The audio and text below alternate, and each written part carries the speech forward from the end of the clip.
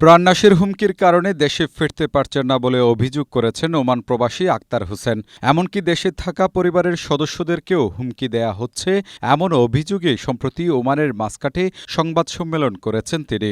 সংবাদ সম্মেলনে আক্তার হোসেন বলেন, নুরুল ইসলাম নামের এক দুবাই প্রবাসী দীর্ঘদিন ধরে তাকে বিভিন্নভাবে প্রাণনাশের হুমকি দিয়ে আসছেন। তিনি নিজের ও পরিবারের সদস্যদের নিরাপত্তা শঙ্কা জানিয়ে স্থানীয় প্রশাসন ও বাংলাদেশ দূতাবাস, প্রবাসী কল্যাণ ও বৈদেশিক কর্মসংস্থান মন্ত্রণালয়ের সহযোগিতা কামনা করেন।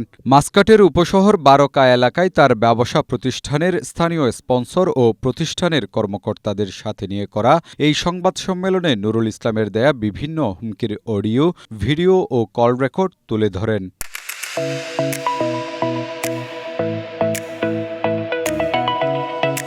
আমাকে ওই ভিকটিম নুরুল ইসলাম দুবাই থেকে বিভিন্ন রকমের হুমকি দিচ্ছে, আমাকে প্রাণনাশের হুমকি দিচ্ছে বলে আমার কাছে উনি উল্টা টাকা পাবে। তাই এই জন্য আমি আজ সংবাদের মাধ্যমে, নিউজের মাধ্যমে দেশবাসীর কাছে এবং এই অবস্থা আমি নিজের ও পরিবারের সদস্যের নিরাপত্তা নিয়ে গভীরভাবে শোকিত।